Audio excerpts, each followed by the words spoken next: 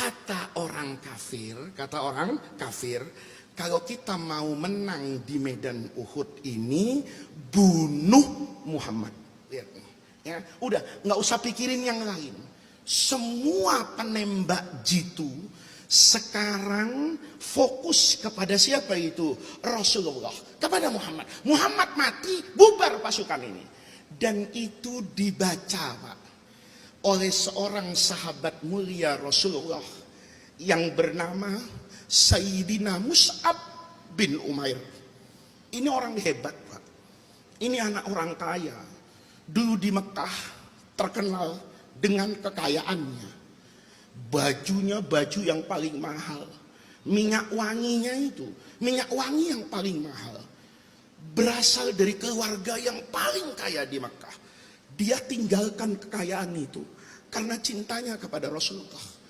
Dia sebelum perang Uhud dan sebelum ke Madinah, ini sudah dibentuk kecintaan yang luar biasa kepada Rasulullah. Mus'ab itu masuk Islam, diusir sama keluarganya. Dia hijrah ke Habasyah.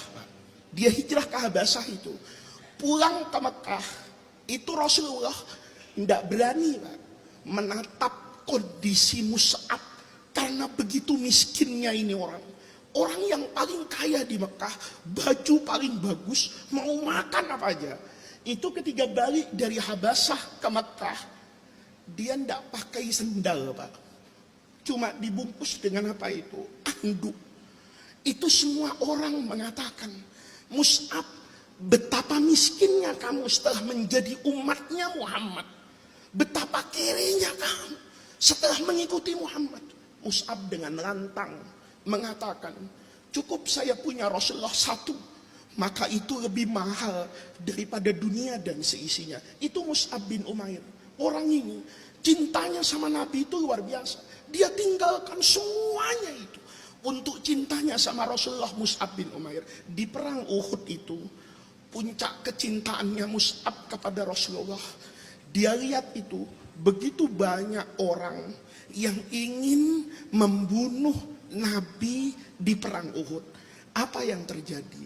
Mus'ab di perang Uhud itu diperintahkan oleh Rasulullah itu tidak bawa senjata, tapi bawa bendera, simbol pasukan Islam. Mus'ab itu diperintah sama Nabi, apapun yang terjadi Mus'ab, tanganmu itu mengibarkan bendera ke atas, ya Rasulullah. Tapi ketika suasana perang Uhud itu berubah, maka Mus'ab itu tidak lagi konsen kepada benderanya, tapi konsen kepada Rasulullah Shallallahu Alaihi Wasallam. Maka di suasana yang genting itu, Mus'ab itu melihat bahaya besar kepada Rasulullah dan kaum muslimin. Dia melihat begitu banyak pemanah, begitu banyak lembing yang diarahkan kepada Rasulullah Shallallahu Alaihi Wasallam. Soal Nabi itu dijaga malaikat Jibril itu lain perkara. Tapi manusia itu kan wajib berikhtiar, Pak. Manusia itu wajib berusaha. Setelah berusaha, usaha itu dibarengi dengan apa itu? Tawakal. Tawakal itu bukan pekerjaan kosong. Tawakal itu seorang tuh berusaha. Kata Mus'ab, saya tahu Rasulullah itu kekasih Allah, tapi saya tahu anak panah itu tajam dan bisa membunuh Rasulullah. Apa yang terjadi ya para hadirin? Mus'ab itu menjadi perisai hidup Rasulullah tanpa senjata. Bendera yang asalnya beliau pegang itu dijadikan perisai untuk Rasulullah. Setiap ada anak panah yang menuju ke Rasulullah atau lembing yang mengincar Rasulullah, maka dengan tiang bendera itu dikibaskan oleh Mus'ab ke kanan dan ke kiri, sehingga tidak ada satupun anak panah yang bisa menjangkau Rasulullah. Abu Sufyan melihat, kata Abu Sufyan, kita tidak bisa bunuh Muhammad ini sebelum kita bunuh Mus'ab. Maka dia perintahkan Ibnu Qami'ah itu untuk mengincar Mus'ab. Kata Ibnu Qami'ah, da'ni af'al, biar saya yang ngurus Mus'ab ini. Saya tahu anak bandel di Mekah ini, kata dia. Maka didekati Mus'ab itu. Ya, Mus'ab itu tidak sadar, Pak, kalau ada orang mendekati dia, karena yang ada di matanya Mus'ab itu cuma satu, Rasulullah. Yang ada dalam pikiran Mus'ab Itu cuma satu, Rasulullah. Jadi dia hanya konsen, tidak boleh ada anak panah, tidak boleh ada lembing, tidak boleh ada pedang yang mendekati dan mengarah ke Rasulullah tanpa dia pernah tahu bahwa ada pedang yang sangat dekat mendekati kepada badannya. Maka kata Ibnu Qami'ah, saya harus tebas tangan kanannya. Itu ditebas, Pak, putus dari lengannya itu. Apa Mus'ab kemudian berhenti? Enggak. Karena tangan kanannya putus, dia pungut bendera itu dengan tangan kirinya. Maka dengan tangan kirinya, Mus'ab itu berjuang agar tidak ada senjata yang mengenai Rasulullah. Kata Ibnu Qami'ah, ini harus saya tebas juga tangan kirinya. Dan itu terjadi, Pak. Ditebas tangan kirinya. Dan itu tidak membuat Mus'ab itu berhenti berjuang. Anda bisa bayangin, seberapa besar iman kita kalau dibanding Mus'ab bin Umair. Kita na'udzubillah, Pak, keluar rumah sendalnya putus, nggak jadi ke masjid. Ya, keluar rumah ada gerimis, nggak jadi datang pengajian.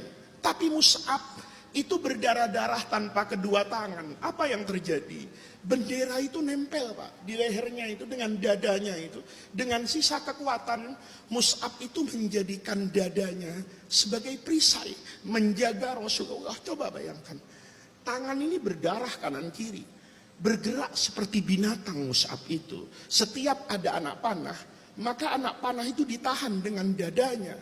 Kata Mus'ab, lebih baik anak panah itu menembus jantung saya daripada menggores kulitnya Rasulullah. Apa yang terjadi? Bergerak ke kanan ke kiri ini tanpa tangan, Pak. Begitu banyak anak panah yang masuk ke tubuhnya Mus'ab, tapi itu tidak membuat Mus'ab itu jatuh di medan perang Uhud. Kata Ibnu Qami'ah, ini rupanya masih kuatnya, nak. Saya tebas kaki kanannya. Ditebas kaki kanannya itu, Pak. Dari dengkul putus, Bapak. Bapak bisa bayangkan seperti apa rasanya orang tanpa tangan dan tanpa kaki kanan.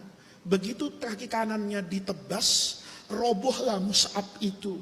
Roboh sambil melihat ke belakang. Yang dia lihat itu bukan lukanya, tapi yang dia lihat Rasulullah.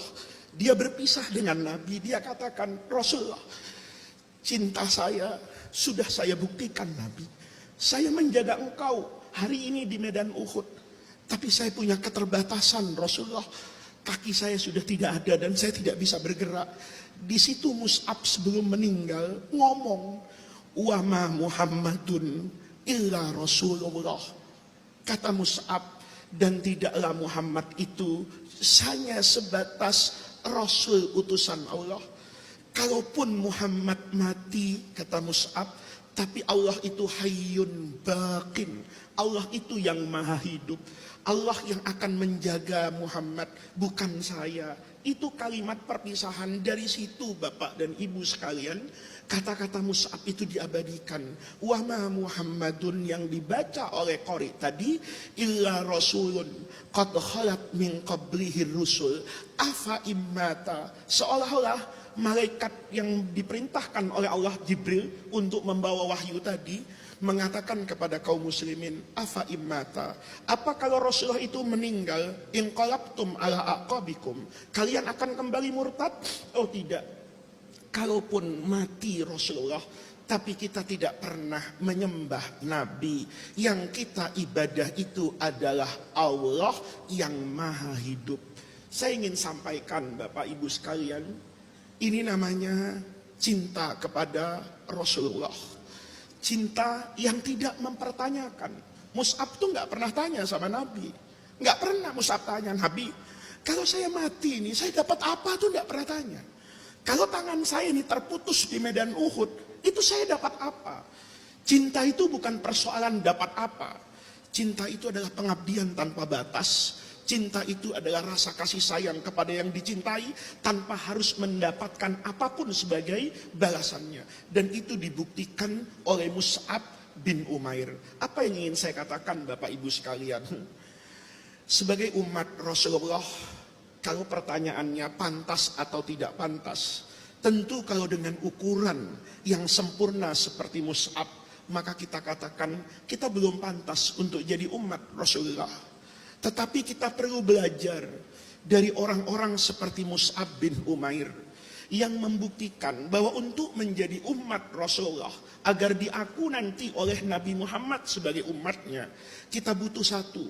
Yang pertama adalah cinta kepada Rasulullah.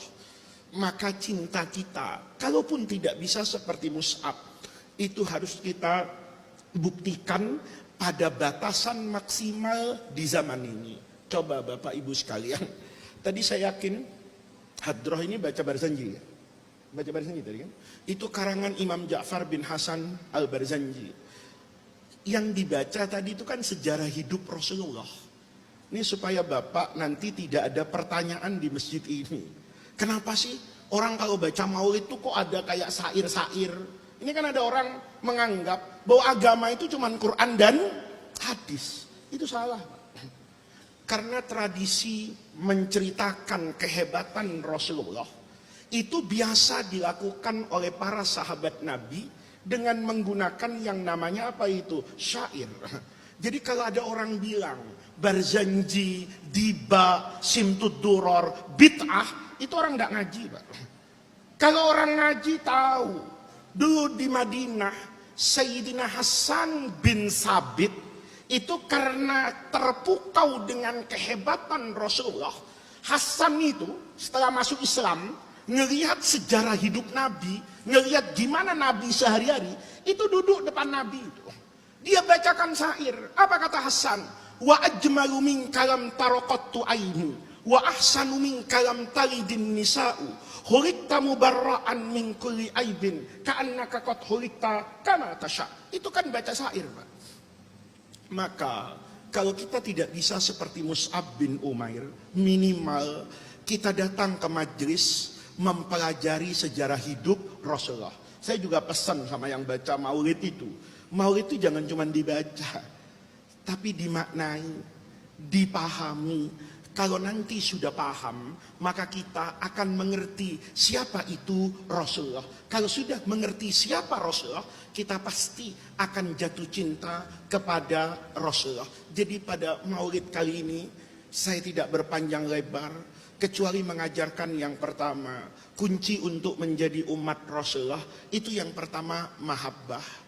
Kalau kita sudah mengenal Rasulullah, dekat ke majelis-majelis, belajar sejarah hidup Rasulullah, mengenal betul siapa Rasulullah, timbul kecintaan di dalam sanubari kita, maka kecintaan itulah nanti yang akan melahirkan perilaku yang diwarnai dengan kepatuhan kepada Rasulullah, kesediaan untuk mengorbankan apapun yang kita miliki untuk Rasulullah.